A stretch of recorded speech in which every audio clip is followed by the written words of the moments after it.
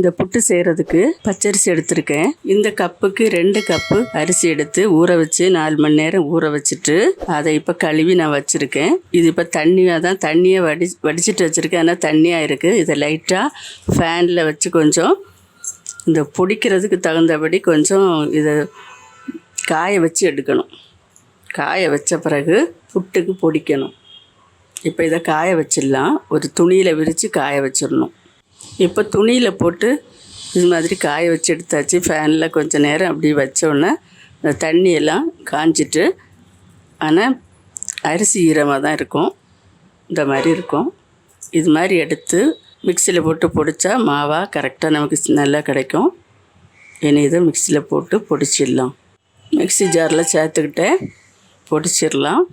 இப்போ இந்த மாதிரி பொடிச்சாச்சு. இதை இனி அரிப்பில் அரிச்சு எடுத்துடலாம். இது கொஞ்சம் பரபரப்பாக இருக்குது.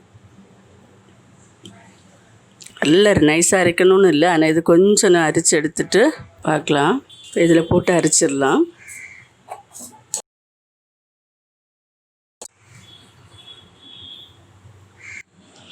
இப்போ இந்த மாவு நல்லா அரிச்சு எடுத்தாச்சு. இதில் கொஞ்சம் மாவு தான் இருக்குது. இதை இன்னும் ஒரு தடவை கொஞ்சம் அரைச்சா இது மாதிரி பொடிஞ்சிரும். இது ஆப்பத்துக்கெல்லாம் எடுக்க முடியாது, புட்டுக்கு தான் எடுக்க முடியும். கொஞ்சம் நைஸாக, இன்னும் ஆப்பத்துக்குன்னு சொன்னால் இதோட கொஞ்சம் நைஸாக எடுக்கணும். இடியாப்பம் அதுக்கெல்லாம் இன்னும் கொஞ்சம் நைஸாக பொடிக்கணும். இப்போ இதையும் நல்லா பொடிச்சாச்சு. அதோட சேர்த்துக்கலாம்.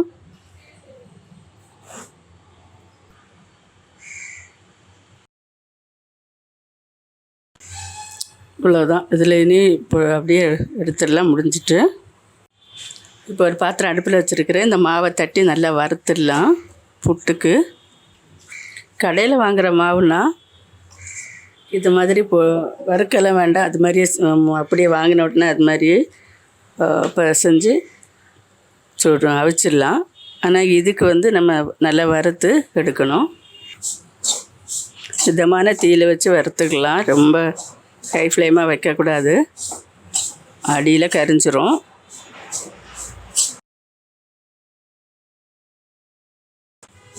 ஃப்ரெஷ்ஷான அரிசியிலையே நம்ம செய்யும்போது ரொம்ப வாசமாக ரொம்ப டேஸ்ட்டாக இருக்கும்.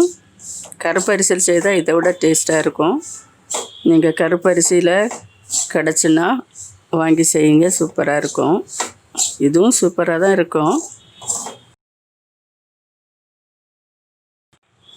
மாவு நல்லா வாசம் வர ஆரம்பிச்சிட்டு கலர் கொஞ்சம் சேஞ்ச் ஆகி வரணும். ஈரப்பதமே இல்லாமல் நல்லா வறுத்தாதான் புட்டு கரெக்டான அளவில் வரும். இன்னும் கொஞ்சம் வறுக்கணும். இப்போ இந்த அளவு வறுத்தது போதும். பார்த்தாலே தெரியும், மணல் மாதிரி வந்துடும். ஈரப்பதமே இல்லாமல் போதும். இனி இதை ஆஃப் பண்ணிடலாம். ஆஃப் பண்ணி ஆற வச்சிடலாம். இப்போ மாவு ஆறுனதும் ஜாரில் தட்டி ஒரு சுற்றிக்கலாம். ஏன்னா அதில் கொஞ்சம் சின்ன சின்ன பொடி உருண்டைகள்லாம் கிடக்குது. அதனால் அதை பொடிச்சு எடுத்துக்கலாம். தண்ணி சேர்த்தாலும் அதை மிக்ஸ் பண்ணி எடுக்கலாம், வரதான் செய்யும். ஆனால் கொஞ்சம் பொடிச்சா இன்னும் கொஞ்சம் சாப்பிட்டா நல்லா இருக்கும். இப்போ இது மாதிரி ஒரு சுற்றி எடுத்தாச்சு, போதும். இந்த புட்டு செய்கிற மாவு இதில் உப்பு சேர்த்து புட்டு செய்கிற பதத்துக்கு தண்ணி விட்டு இதை நம்ம பிசைஞ்சிக்கணும். இதில் 1/4 டீஸ்பூன் அளவு உப்பு எடுத்திருக்கேன். சேர்த்துடலாம். சேர்த்துட்டு நல்லா மிக்ஸ் பண்ணி விட்டுடலாம். கை வச்சு பிசைஞ்சால் தான் நல்லாயிருக்கும். கொஞ்சம் தண்ணி சேர்த்து இதை நம்ம பிசைஞ்சு புட்டு செய்கிற பதத்துக்கு கொண்டு வரணும். ரொம்ப தண்ணி அதிகப்படக்கூடாது, குறைவாகவும் இருக்கக்கூடாது. நிறைய தண்ணி அதிகப்பட்டால் நல்லா வராது, உருண்டு போயிடும். குறைஞ்சிட்டுனா சரியாக பிடி நிற்காது, அப்படியே உதிர்ந்துடும். இப்போ நம்ம இதில் கொஞ்சம் தண்ணி சேர்த்து மிக்ஸ் பண்ணிக்கணும். சேர்த்துருக்கிற உப்பு சரியாக இருக்கான்னு பார்த்துக்கலாம். இந்த மாவுக்கு இந்த உப்பு சரியாக இருக்குது.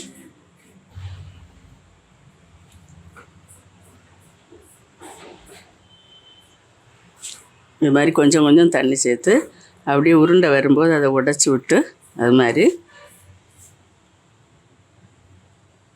பண்ணிக்கலாம்.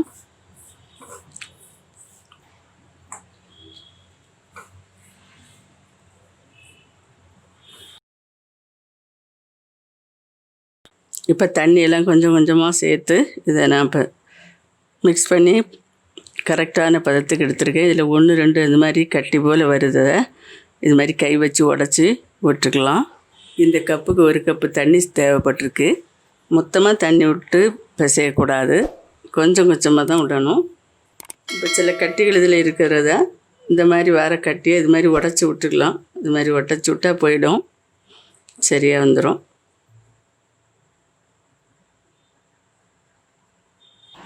இது மாதிரி உடச்சி விட்டு சேர்த்துக்கலாம். இப்போ பாருங்கள், இதில் இப்படி பிடிச்சா அப்படி அமர்ந்து வரும், உடைச்சா உடஞ்சிரும். இதுதான் பதம். இனி இது இருக்கட்டும். குழாயில் தான் புட்டு செய்ய போகிறோம். அதுக்கு நான் அந்த குழாய் எடுத்திருக்கேன். புட்டுக்குழல் இது குக்கரில் வச்சு செய்ய போகிறோம்.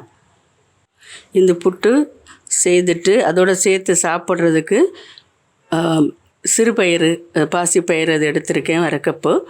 இதை கழுவி குக்கரில் சேர்த்துடலாம். இந்த புட்டுக்குழல் வந்து இதே மாதிரி குக்கரில் வச்சு பண்ணுற மாதிரி செட்டப் பண்ணியிருக்கு. இது குடத்தில் வச்சு பண்ணுறதுக்கு இந்த மாதிரி இருக்காது. இதில் இப்போ இது மாதிரி ஒரு சில்லு இருக்குது, இதை உள்ளே போட்டுடலாம்.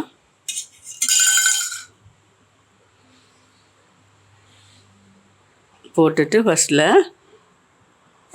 தேங்காய் எடுத்து வச்சுருக்கேன். தேங்காய் துருவி எடுத்து வச்சுருக்கேன். அதை அதில் 1 ஸ்பூன் போட்டுடலாம். அடுத்தது மாவு சேர்த்துடலாம்.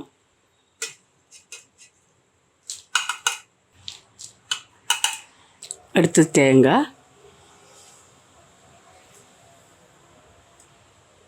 அடுத்தது மாவு. இனி தேங்காய் போடலாம்.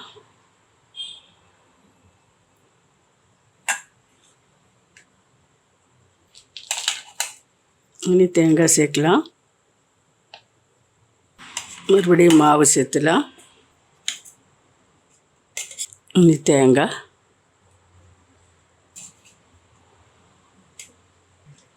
இது மேலே கொஞ்சம் தேங்காய் வச்சிடலாம். இதை மூடி வச்சு இதை மூடி வச்சிடலாம்.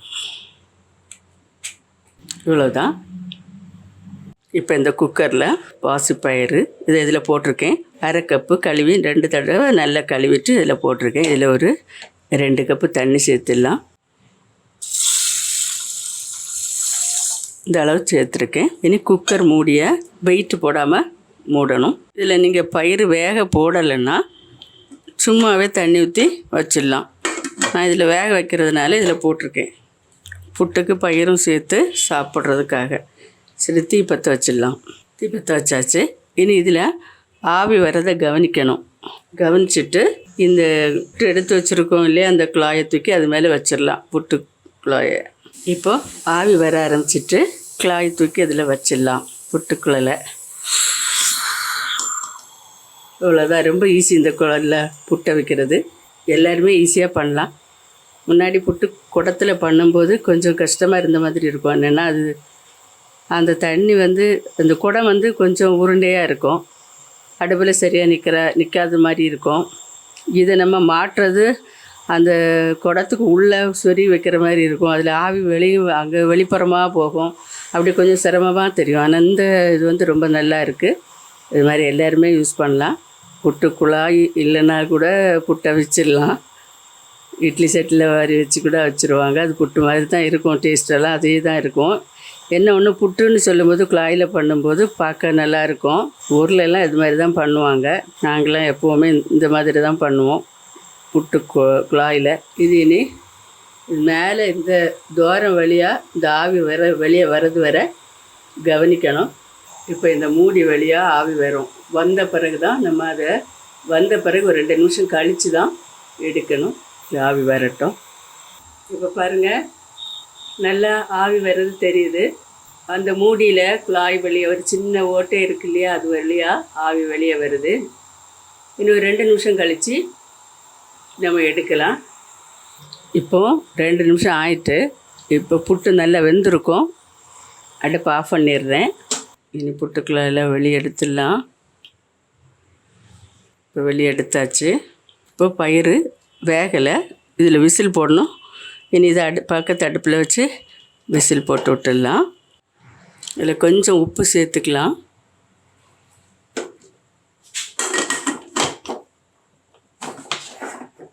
இதில் வெயிட் போட்டு 4 விசில் வர மாதிரி வச்சிடலாம். இப்போ புட்டு தட்டில் தட்டிடலாம். வேறு கம்பி வச்சு உள்ளே இருக்க அந்த குழாய் வழியாக தட்டி வெளியே எடுக்கணும்.